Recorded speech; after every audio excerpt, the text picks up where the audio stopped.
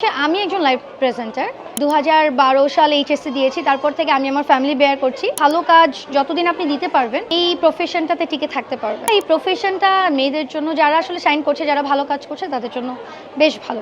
উদ্যোক্তা যারা আছে তাদের সব প্রোডাক্ট একই ছাদের নিচে পাওয়া যায়। খুব সুন্দর সুন্দর প্রোডাক্ট, খুবই রিজনেবল প্রাইসে, এবং দেখা যায় মেলা উপলক্ষে ছাড়টারও থাকে। সো অনেক ভালো লাগছে আজকের এই এত সুন্দর জাঁকজমক একটা প্রোগ্রামে আসা। ব্যাপারটা হচ্ছে আমি একজন লাইভ প্রেজেন্টার। দেখা যায় মানসম্মত বা মানের দিকটা খেয়াল রাখবে ব্যবসায়ী যিনি ব্যবসা করেন। সো আমি যতটুকু কাজ করছি, আমি আজকে প্রায় 4 বছর কাজ করছি, তো আমি চেষ্টা করি আমি কোন প্রোডাক্টটা নিয়ে কাজ করছি এটা দেখার প্রথমেই কাজ করার আগে, এবং আমি আমার অডিয়েন্সকে কি ডেলিভার করছি এটা আসলে আমি একটু আগে দেখেই ওইভাবেই ডেলিভারটা করি। যারা ব্যবসায়ী তারা আমাদের বাংলাদেশে কপি হচ্ছে, বাট বাংলাদেশে যে কপিগুলো হচ্ছে এইটার কোয়ালিটি এখন এত ভালো হচ্ছে, আমরা কিন্তু বাংলাদেশি কপিটা বাংলাদেশি বলে বিক্রি করতে পারি। এটা যারা করছে তাদের আসলে করা উচিত না।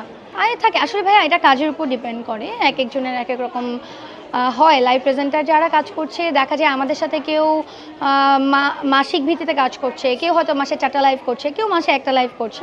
সো থাকে, আমি বলবো আমি একজন কর্পোরেট নারী ছিলাম, আমি চাকরি করেছি লকডাউন পর্যন্ত।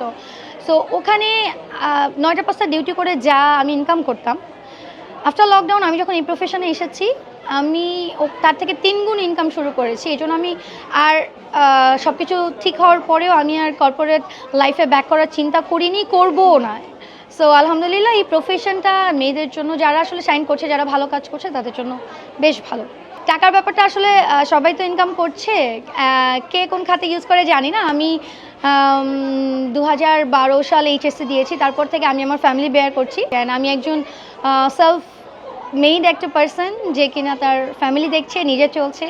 বাংলাদেশে আসলে গত 3 বছর আগেও এতটা এই কাজের প্রচার বা প্রসার ছিল না। এখন যেমন কাজও বেড়েছে, আমার মতো কিন্তু আরও লাইভ প্রেজেন্টারও বেড়েছে। বাট যারা স্টে করতে পারবে, যারা আসলে বলে না কোয়ালিটির যে ব্যাপারটা, আপনার ভালো কাজ যতদিন আপনি দিতে পারবেন এই প্রফেশনটাতে টিকে থাকতে পারবেন, এটা আমি মনে করি। আর আমি আমার কাজ দিয়ে আজকে প্রায় 4 বছর টিকে আছি আলহামদুলিল্লাহ। এরকম কোনো প্রতারণার শিকার এখনও হয়নি। যাদের সাথে কাজ করি একটু আমি বেছে কাজ করি এবং একটু খোঁজখবর নিয়েই কাজ করি, তারা আসলে তারা স্টল আছে কিনা, কোথায় আছে। মোস্টলি আমার বাসাতে কাজ হয়, দেখা যায় আমার বাসাতে প্রোডাক্ট পাঠাচ্ছে, বা আমি যদি কোথাও যাই আমি খোঁজখবর নিয়ে যাই যে যেখানে লাইভে যাচ্ছি কতটুকু সিকিউর অ্যান্ড অল, প্রতারণার শিকার হবো কিনা।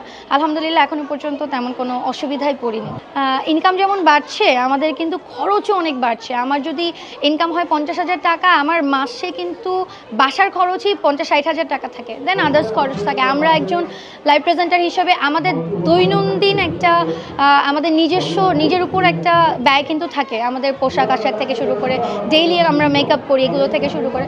সো আসলে ফ্ল্যাট কেনা পর্যন্ত ইনকাম ওই লেভেলে আমি এখনও যাইনি। অনেকেই করছে, অনেকে ভালো কাজ করছে, অনেকের ফলোয়ার অনেক। ইনশাল্লাহ একটা সময় না, আলহামদুলিল্লাহ আমার এখনও পর্যন্ত কারো সহযোগিতা কখনোই দরকার হয় না, ইনফ্যাক্ট আমার ফ্যামিলি মেম্বারেরও না। সো ইনশাল্লাহ যতটুকুই যা করব নিজের টাকা দিয়ে ইনশাল্লাহ করব।